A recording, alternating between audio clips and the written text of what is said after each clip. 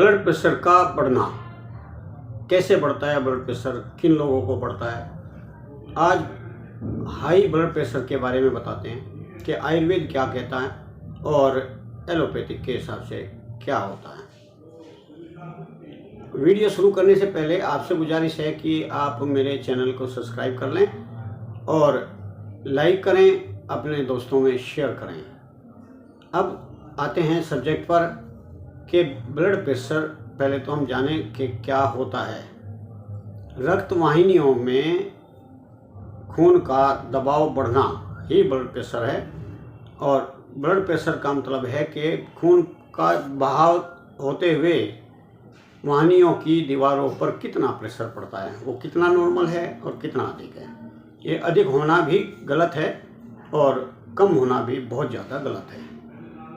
अब बढ़ता क्यों है, आज का सब्जेक्ट केवल बढ़ता क्यों है, बीपी हाई क्यों होता है। आप जिस प्रकार से किसी पानी के पाइप में कोई गंदगी भर जाए तो उसके पाइप के ऊपर प्रेशर पड़ जाता है, पाइप फूल जाता है, कई बार पाइप फट भी जाता है। उसी प्रकार से रक्त वाहिनियों में अगर कुछ वस्तु फंसी हुई है तो रक्त वाहिनियाँ फूल सकती हैं, फट सकती हैं, प्रेशर आ सकता है और ये इसी को हाई ब्लड प्रेशर कहते हैं। और जिस प्रकार से इसका कारण कई हो सकते हैं, जैसे पाइप के ऊपर किसी चीज़ का बाहर से दबाव होना, अंदर से गंदगी भरना।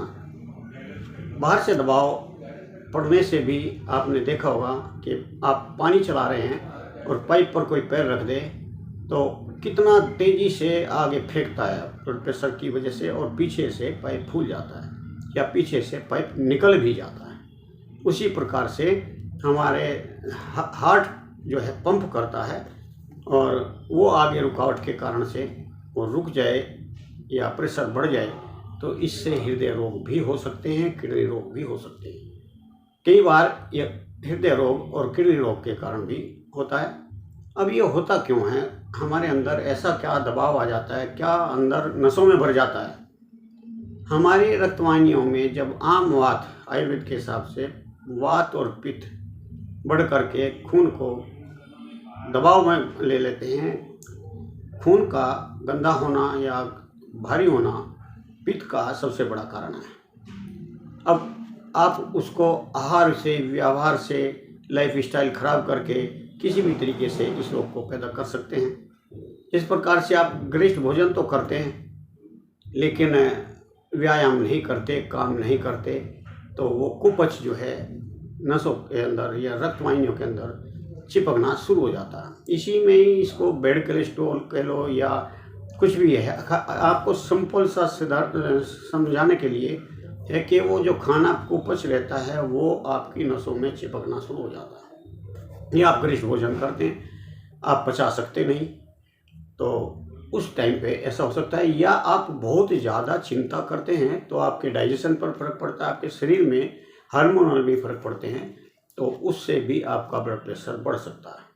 आप कैफीन वाली चीज़ें ज़्यादा लेने से, तली हुई चीज़ ज़्यादा लेने से, स्ट्रेस लेने से और सोडियम की चीज़ लेने से रक्त में विकार आता है, पित्त की वृद्धि होती है, वायु की वृद्धि होती है। जंक फूड खाओगे तो आपका पित्त विकृत होगा और वृद्धि हो जाएगी पित्त की, तो उससे आपको परेशानी हो सकती है। अगर आपको मानसिक तनाव है, मधुमेह है, मोटापा है, इन सब में ये कारण बन जाते हैं। रक्त वाहिनियों का कठोर हो जाना भी वायु का कारण है। और किडनी के रोग, हार्ट के रोग, थायराइड का रोग अगर ये हैं, इनके कारण भी आपकी लाइफ स्टाइल और आपका भोजन ये है। अगर आप पचा नहीं सकते और खाते रहते हैं तब ये सारे चीज़ें उसमें हो जाती हैं। और कभी कभी गर्भावस्था में भी बीपी हाई होता है, लेकिन वो कुछ टाइम के लिए होता है क्योंकि वो नसों के ऊपर दबाव होने के कारण होता है। अब पहचान कैसे करें कि मेरा बीपी हाई है या नहीं। अगर आपके सिर में दर्द रहता है, आपका सिर भारी रहता है, आपको गुस्सा बहुत ज़्यादा आता है, आपको चिड़चिड़ापन रहता है, बेचैनी रहती है, आपके दिल की धड़कनें बढ़ जाती हैं, तो आपको बीपी हो सकता है। आपको सांस लेने में परेशानी है या चेहरा लाल हो जाता है, आपको धुंधला दिखता है, चक्कर आते हैं, इन चीज़ों से आपको भ्रम हो जाना चाहिए कि आपका बीपी हो सकता है, तो आप तुरंत एक बार अपने चिकित्सक के पास जाएं और इसको कंफर्म करें कि बीपी है या कोई और कारण से ऐसा होता है। बिना दवा के बीपी को कैसे नॉर्मल कर सकते हैं? आप खुश रहने के सब साधन बनाएं, आप अपने शरीर को स्वस्थ रखने के साधन बनाएं। आप वो चीज़ ना खाएं जो आप नहीं पचा सकते, आप नमक छोड़ दें। चिंता को ये सोच कर चलें कि ज़िंदगी में समस्या आएंगी, परमात्मा उनका समाधान भी करेगा, और इनसे घबराएं नहीं, इनका समाधान करें और इन पर चिंतन करें, चिंता नहीं।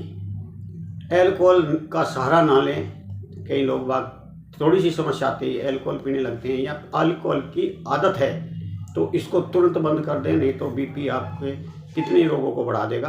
आप चाय बहुत ज़्यादा पीते हैं या कॉफ़ी ज़्यादा पीते हैं, गरिष्ठ भोजन करते हैं, तो बीपी का बढ़ना आपको संभव है।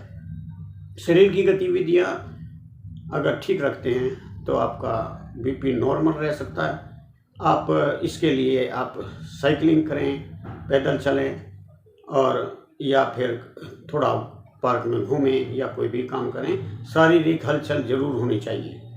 इसमें घरेलू इलाज किए जा सकते हैं जो आपको मैं आगे बताऊंगा। अगर तुरंत ही आपको ब्लड प्रेशर ज़्यादा हो और आपको कंट्रोल करना है और आपके पास कोई साधन नहीं है, तो आप आराम करें, पानी पिएं और नींबू पानी पिएं। हो सके तो फल कोई है, केला नहीं खाना, सेब खाएं, आप पपीता खाएं, इसके खाने से आपको राहत मिल जाएगी। और अगर आपके घर में कुछ आयुर्वेदिक दवाइयाँ हैं जो मैं आगे बताऊंगा, तो उनका प्रयोग कर सकते हैं। बीपी है तो अब क्या खाएं क्या ना खाएं। सेब सबसे अच्छा है हाई बीपी वालों के लिए। ये मौसम है तो तरबूज भी आप खा सकते हैं, संतरा ले सकते हैं, और आप ज़्यादातर सब्जियां खाएं, फल खाएं, और अक्षारीय चीज़ लें जिनके अंदर अक्षार है, एसिडिक नहीं है। जैसे मूली है, नींबू है, सेब है, पपीता, किशमिश है, आप ले सकते हैं, बेल आप खा सकते हैं, खजूर खा सकते हैं। धान की खील अगर आपके पास है तो सबसे बेस्ट है कि वो पित्त को एकदम शांत करेगी, तो धान की खील खाएं और ऊपर से पानी पी लें। आप कीवी खा सकते हैं। केला खाने से दिल को ताकत जरूर मिलती है, लेकिन अगर एसिडिक आपका बेस है या आपकी प्रकृति पित्त की है तो आप केला आपको सूट नहीं पड़ेगा। चुकंदर का जूस पीने से बीपी कंट्रोल होता है और इम्यूनिटी बढ़ती है। अपने शरीर के लिए पानी पीते रहें ताकि वो हाइड्रेट रहे। किसी भी तरीके से आप ये ध्यान रखें, अपने शरीर को हाइड्रेट रखें, पानी की कमी ना होने दें। अगर आपका बीपी परमानेंट हाई रहता है तो आप थोड़ा लाइफ स्टाइल को चेंज करें, अपने वज़न को ना बढ़ने दें, रोज़ व्यायाम करें, जल्दी उठें, जल्दी सोएं। रात के जागने से और दिन में सोने से आपकी रोग की में वृद्धि होगी। आप आहार में वसा वाली चीज़ ना लें, क्योंकि आपका कोलेस्ट्रॉल बढ़ा हो सकता है, और कोलेस्ट्रॉल को कम करने के लिए आपको वसा की चीज़ छोड़नी होगी। आप पोटेशियम युक्त फल खाएं, सब्जियां खाएं, नमक कम लें, और शराब, दारू और आप धूम्रपान ये ना करें। अच्छी तरीके से सोएं, और तनाव को कम करने के लिए ध्यान करें, योग करें, गहरी सांस लें। आप पार्क में जा कर के या खुले स्थान पर पेड़ों के बीच में जा कर के आप लंबी सांस लें, गहराई से सांस लें, और आप अपने आज्ञा चक्र पर यहाँ ध्यान लगाएं। थोड़ी देर अपने मन को यहाँ इकट्ठा करने की कोशिश करें। और कुछ अब घरेलू उपचार बताते हैं, कुछ आयुर्वेदिक उपचार बताते हैं। आप अर्जुन की छाल लें, अर्जुन की छाल का आप चूर्ण ले सकते हैं 3-4 ग्राम पानी के साथ, या फिर 5-10 ग्राम जो है आप 1 गिलास पानी में डालें, उसको बॉइल करें, अच्छी तरीके से उसका काढ़ा बनाएं। जब वो आधा रह जाए तो आप उसे ठंडा कर लें और उसको छान करके रखें। उसमें थोड़ा सा शहद मिला सकते हैं। अगर शहद असली है तो आपको बहुत फ़ायदे की चीज़ मिलेगी। आप त्रिफला चूर्ण ले सकते हैं, त्रिफला के काढ़ा जिसे चाय की तरह पी सकते हैं, उसमें सौंठ, मिर्च, पीपल मिला करके ले सकते हैं। आप अश्वगंधा रोज़ लेने से आपका तनाव, मानसिक तनाव ठीक होगा, आपका ब्लड प्रेशर भी ठीक होगा।